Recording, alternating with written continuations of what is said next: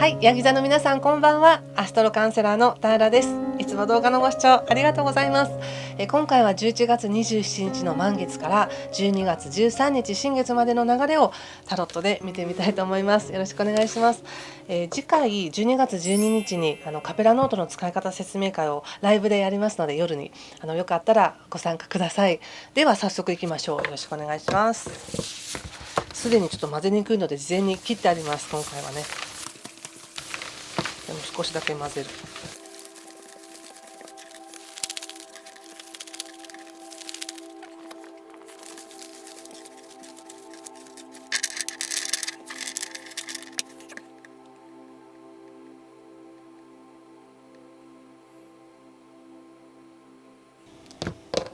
はい、じゃあ一緒に見てみましょう。何かしらヒントになりますように。はい、ラバーズ、マジシャン、ソード6の逆、ソード7、カップエース逆、カップ6、そしてペンタクルスページ逆。気をつけることや対策はソード2の逆とペンタクルス9とオラクルは女強行です。なんだかとっても人間関係が良さそうな雰囲気ですよ。星で見た時に少しこの満月って意識が過敏になりそうな感じもあるので、ヤギ座の皆さんは自分の言葉をすごく気にしすぎたり、他者にかける言葉だったりとか他人に言われた言葉をすごく必要以上に考えてしまいやすいなって思ったんですけど、カードで見るとあんまりそれが出てなくって、むしろすごくいいチャンスがあるっていうのかな。人から来る新しい可能性が今すごくあるって感じです。ベースにそういう喜びの可能性があるって感じなので、すごい楽しそうって思いました。でもそれを純粋に楽しめるかって言った時に、過去に起きたなんかちょっと嫌なこととか、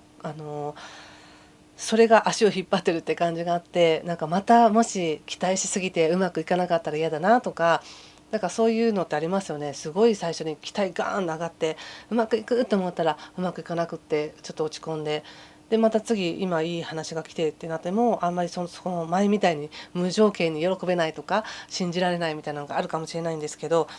カードで見る限りはもうすでに過去に何か失敗したりとか嫌な思いをしたっていうことはもうすでにそれで学んでいるから、同じことは起きないんだよっていう感じがしたんです。もう十分もう知識として経験として学びましたって感じがあるので、必ず何かしらご自身で判断してちゃんと対処できるはずですよみたいな感じで言われていて、なのでそんなに無条件に相手を信じすぎることもなく、きちんとねやっていけるというふうに出ています。ですので人間関係は悪くないんです。そしてビジネスチャンスっていうのも実はあるんですよね。ここでペンタクルスの9が出てるので、何かチャンスをつかむよとかチャンスなのでつかめるかどうかはまだ未定なんですけれども、そのチャンスが来るっていうふうに出てるんですね。でそれを掴んでいいのか、これは本当の話なのか、これは自分にとってプラスになるのかっていうところでちょっと考えてるなって感じがあるんですけども、ちょっと1枚引いてみようかな。ペンタクルスのページ、ペンタクルス3逆フール、そうですね、すごく例えばお仕事とか何かいい話が来たとしても、それって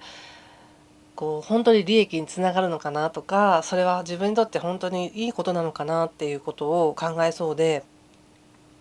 特にね一人でやるわけではなく、誰かに協力を頼まなければいけないとか、誰か別の専門家の方とかと一緒になってやっていかなきゃいけないって、そうなった時に思ってる以上にお金がかかってしまうなとか、思ってる以上に工程が大変そうだなみたいな感じがあって、話をやめようかなっていう、すごく楽観的に見るというよりはシビアに物事を考えて、その話をシビアに見て判断するっていうふうに出てるんですね。なのでその話がいいかどうかっていうのは断定はできないんですけども、今言えることっていうのは、もうヤギ座の皆さんはすでにここまでの経験の上で得てきた体験の感覚があるので、それで判断してください。そして最初に言ったように何かすごくいい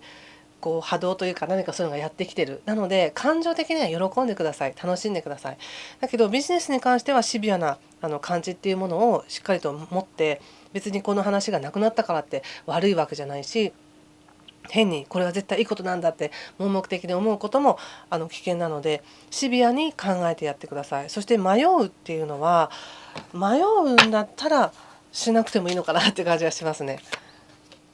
で判断材料としてはやっぱここでストレングスが出てるので、本当に自分がその物事に情熱を注げるのか、愛情を注げるのかっていうところで判断してください。例えばお金が儲かるから嫌なんだけどちょっとやろうかなとかっていうのって、後からいろいろな問題が出てきてやっぱり嫌だなって思いそうな感じがするので、何か今なんかいい感じのね、本当にいい感じの波動が入ってきてるので、まずは感情を解放する、喜ぶ、そしてそれが形作っていけるのかとか、それがどうプラス自分の人生にプラスなのかっていうのは分からないけれども、その中で判断することとしては、自分の感情がやっぱり満たされていて、こう喜んだ感覚で判断した時にそれが自分にしっくりくるのか、そこに愛情を持てるのか、